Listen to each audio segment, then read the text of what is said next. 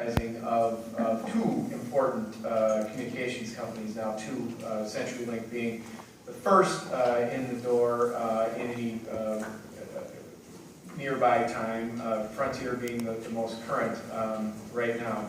So I'm going to talk primarily about Frontier because CenturyLink's been around for 18 months, and some of you in the room, I see a lot of faces in here that I know, and I think some of you know about CenturyLink and know about some of its plans. So I'm going to focus on Frontier, but let's talk about CenturyLink too, and I will be doing that as I go along. Why don't we ask one thing?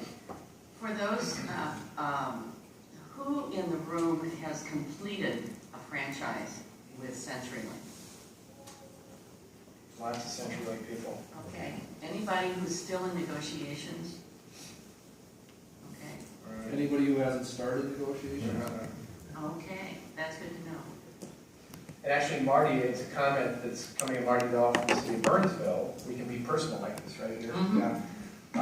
Is on my list, and I'll just knock that point down right now. The interesting thing about Burnsville is, I mean, there's lots of interesting things.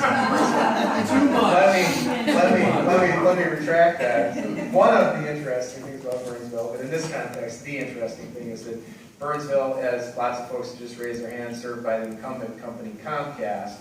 But Burnsville is, on the phone side of the world, split. It is the example of what the state legislature was thinking about when the state law was amended, the level playing field law, that says if you have an existing franchise with an incumbent company and another company comes along, you need to treat the new company equally. I'm obviously paraphrasing rightly what the statute says, but equally with respect to build out and franchise fees and community program PEG support. The legislature amended that to say, but if a phone company comes to your town and it only serves part of your town, it's okay to allow that phone company only to serve the part of your town where it is the incumbent phone company. Burnsville is that example. I don't know that the legislature was thinking specifically about you. I think it was thinking about the court case between Prior Lake and Integra, actually. But Burnsville's the example. Burnsville is split almost in half, not literally in half, but almost in half between CenturyLink on the north side of town and Frontier on the south side of the town. So, and here are our provider friends now speaking out. So we're calling people out today, Patrick. So we saw you coming. So I'm going to do that. Before I do that, because it's the end of the day, because you need to be livened up, I'm going to tell you a quick anecdote. 8 representatives, if you can believe it, from Frontier, that the full PowerPoint, including motion video, which I can't do a PowerPoint, let alone motion video in PowerPoint. So they had the whole thing, and they told us about their wonderful product. Charter is the incumbent cable operator in those cities and in Lakeville as well, where Frontier is seeking to go. And Charter showed up in full force at this hearing. They had 3 representatives, which is full force for them.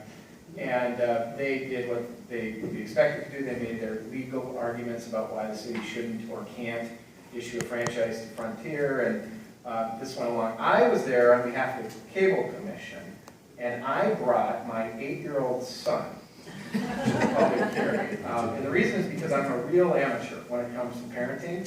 I'm not a stable parent, and my wife was out of town, and I had the kids, and I didn't think to get coverage, as we call it. Not phone coverage, but parental coverage for my kid, and I didn't know how long it would take to get back and forth to Napa Valley, or how long the hearing would take, and the hearing started at 8, and blah, blah, blah, blah, blah. So I had to bring the kid with. Set them up out in the conference room outside of the very nice council chambers where they have the big screen TVs out in the waiting room and the nice furniture. He had brought along, of course, appropriate tools. Soon, and relatively soon, a little longer than that, they want to get video out to 50% of their current footprint, which is 8.5 million households across the states in the country that they serve. So they have a fairly, I would consider that a fairly ambitious plan for a company like Frontier that is not of the same girth as some of the larger communications companies. And lest you think they aren't all in, lest you think that Frontier's plans in Minnesota are let's see how it goes and we'll change course later. Frontier is all in with 2 feet. They have acquired AT&T's Uverse system, Uverse products in Connecticut, and they're operating that now. Frontier is, and they've acquired Verizon, another obviously very large incumbent communications provider. Their Fios video product. So Frontier is in an acquisition mode. They have acquired some assets providing video services. They are in the video service business now, and they want to be in the video service in Minnesota. Here's the part that I do bad. I mean, you will do all of this badly, but here's the part that I certainly do badly, which is trying to characterize what they're going to provide. But I've listened to their speech now a number of times. It's a state-of-the-art video product. It offers all of the normal competencies, video on demand, the full range of all of the programs, of hundreds and hundreds of programs, digital, quality picture, et cetera, et cetera. So all of the things those of you that have been through CenturyLink have heard would be comparable to what Frontier is describing. Lest there be any doubt, to do that requires some investment. There's always a view, frankly I hold a view a fair amount of the time, that because you're an incumbent phone company, which means you have a wire to every single home in a given community where you're the incumbent phone company, that there's relatively little investment to make. You're not like a brand new company coming to town that has to string the whole system. That's right to a point, but only to a point, because just as with CenturyLink, you must be able to push, if you're Frontier, high speeds, high broadband speeds down all the way to the consumer, to the household, in order to deliver this product. I'm not going to try and quote the megabits per second that you got to have on the Frontier network. CenturyLink talks about having to have 25 megs to be able to provide their video product. I'm confident that Frontier's product can be delivered on roughly the same parameters, but I don't want to get that far down into the details and misspeak about Frontier's offering. So then if you would, because I took the time to do it and I never do, I don't have PowerPoints and I don't usually give these handouts, I attached to that this map. So I hope there's enough of these handouts for everybody. This is a map that is what it says. It's Minnesota local telephone exchanges. And I'll explain because it's so small. I didn't make it big. It's so small you can't read the map key. This is from 2012. So that is not perfectly current, but I will tell you that Minnesota telephone exchanges don't change radically from year to year, and so this is a pretty accurate representation. So what you're seeing here is state of Minnesota, the inset, the big blow up, is the metro area, of course, and then Duluth and its environs are further over to the right. The blue is Frontier. So when I say Frontier is the other sort of big local phone company in Minnesota relative to CenturyLink, that's right, they are. If you look around the state of Minnesota, they both serve, CenturyLink and Frontier serve splotchy areas around the state of Minnesota, Frontier being kind of predominant in the southwest and in the north of the metro central. You can see we're running up past Mille Lacs, etc. Then if you look at the metro, you can see CenturyLink in yellow, in the dark yellow. I should be clear about that, the light yellow is something else. The dark yellow is CenturyLink. CenturyLink has the core of the two downtowns and sort of the core of the metro area, and then you see Frontier, again, a big player, but with islands, if you will, around the metro area. The light yellow, and I want to make this point, the light yellow, which you see spread kind of all over the state of Minnesota, is independent. Independent in this case means not CenturyLink and not Frontier. Independent phone companies, municipals, cities that provide their own telephone service and in some cases cable service. And then co-ops. Co-ops are a very big player, originally farm cooperatives that became, Patrick. That's not right. They're not at the cutting edge in terms of providing video. A lot of the light yellow, a lot of the rural co-ops and munis around the state of Minnesota provide video. I wrote down as I was driving over some examples that you would know about Integra, WH-Link, Range Cable, and DTG. Those companies you might have heard of because those were all involved in court cases, Minnesota court cases that went up to the Court of Appeals or to the Supreme Court. Those are all not CenturyLink or Frontier cable and telephone providers. Other examples are Paul Bunyan and Federated. Those are co-ops in northern Minnesota, the yellow at the top of the state of Minnesota. New Telecom, it used to be called New Ulm Telecom. Hickory Tech, which is also Crystal, which is also now Consolidated Communications. Jaguar and Hiawatha Broadband. Those companies all are the yellow across what I'll call sort of the midsection of the state, the center part of the state. There are a number of light yellow areas you see there. Those companies provide video across the center of the state, and then Minnesota Valley, Pine Island Telephone, and a number of other companies in the south that provide video services. And that's been going on phone companies, phone providers providing video in Minnesota for going on 20 years. And so this is not totally breaking news. I realize it's breaking news to everybody in the room, primarily Metro people, I believe, that phone companies are getting into business, but it's not in other parts of the state. So then looking again at the Metro area, the inset, where is Frontier going? I think you know where CenturyLink is going and where they are now. If you don't, let's talk about it. But where Frontier is going is right now they've made an application. They are seeking franchises in the island. It's kind of straight south of the downtowns. And that is again Rosemont, Farmington, Apple Valley. There's a large Empire Township, I believe is the name of the township, and Lakeville are in that area.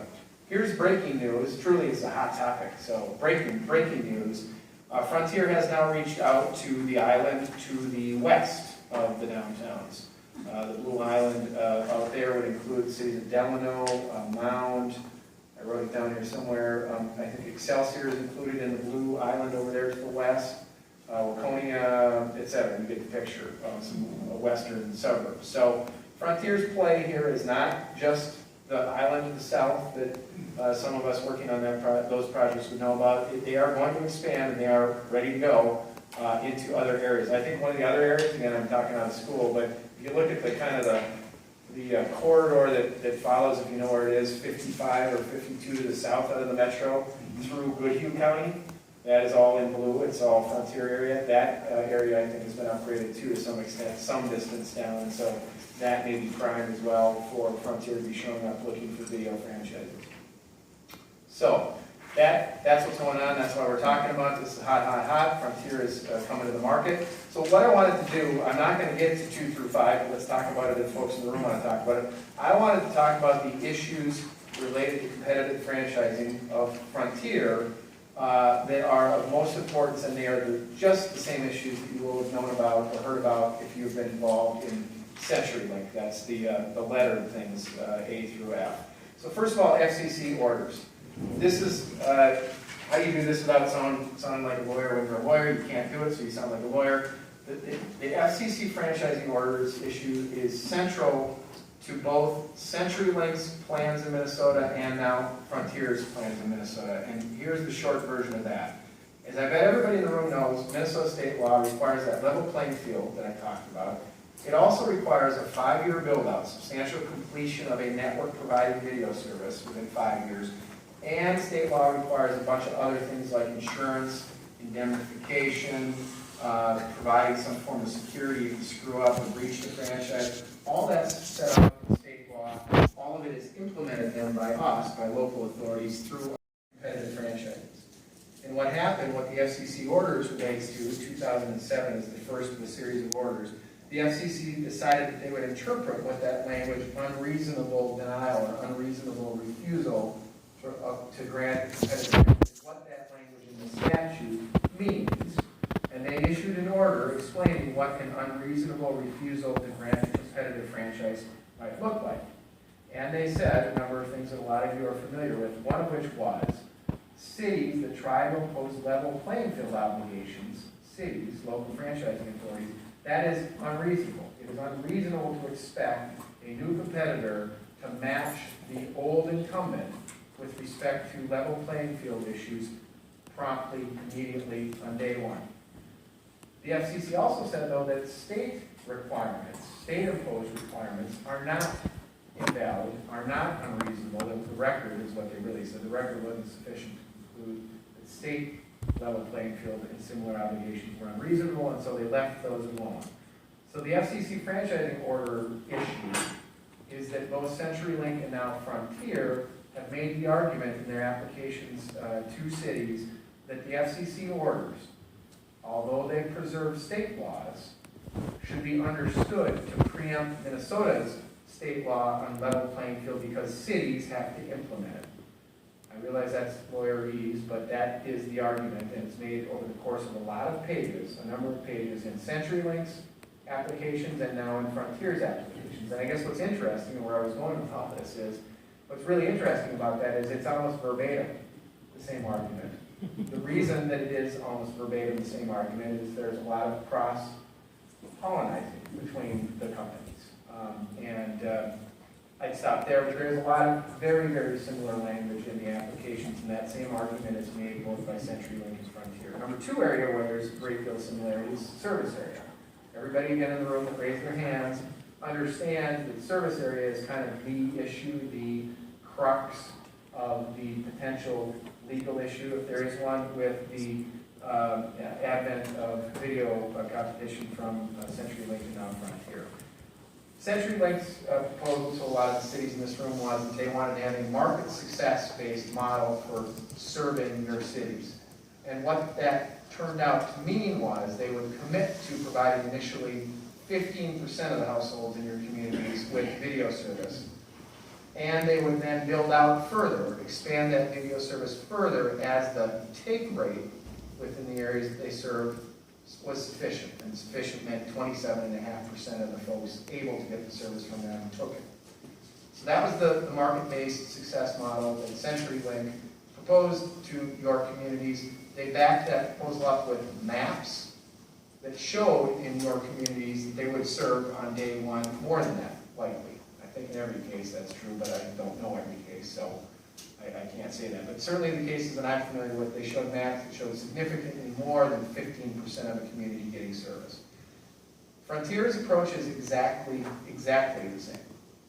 And that may make some sense. If you're going to have two large incumbent phone companies providing video, they're going to make the same proposal for build-out. But it is noteworthy, their proposal on that is unique, or is noteworthy and is identical. What's interesting, I think, about it is the argument made by Frontier is also identical. The Frontier argument is that they are concerned, and rightly so, about setting a precedent if they agree to a different kind of a build-out, a more robust or a faster or a more concrete build-out. They're worried that that same agreement that they make with a community I represent is going to show up in Brian Grogan's community across this community, and then it's going to show up in Spokane, Washington, and then it's going to show up in a suburb of New York City. That's a fair concern. We work that way. Cities talk, right? And we communicate about these things, and so it's a right concern. What I find interesting about that concern is that their answer to we don't want to set a precedent is to set a precedent, right? To come in and say we have a model and this is the only thing we want to talk about. 15% of homes served initially, and we build out from that. Number one. Number 10, and Frontier makes that argument, and as CenturyLink has said, and I totally appreciate it, and told Patrick this, appreciate the argument. Their argument is, look, we have limited capital, we have lots of places to want video, we have to make choices, this is our proposal. Frontier says the same thing, they say it a different way, and I've heard it said so many times I had to write it down here. They say we've got $100 million dedicated to our video rollout, our company-wide video rollout, and we got $1 billion of investment to make if we wanted to get video to every home. It's the same argument, right? It's the, please, this is our proposal, and if you don't want it, we're going to have to go somewhere else. So, I'm not going to talk much about number 2, commit to the maps. That's a concept that I'd be happy to talk about if folks have questions about it, but commit to the maps is, I guess I'm going to talk about, is the idea that they would, the companies would, CenturyLink and Frontier, actually make the commitment to what they've shown us, commit to the service area that they can provide on day 1 or the second year, or however long it takes, some short period of time, commit to that in some way. And of course, the some way is the devil's in the detail, but commit to that in some way. That really renders the 15% threshold much less important. If the map shows 50% on day 1 or the second year, 15%, you're well past it at the outset. So that is a concept that I guess I'm announcing to you that some cities have talked to Frontier about in response to their proposal that matches CenturyLink. Burnsville Split, I talked about that. PED, community program. Here we see some daylight between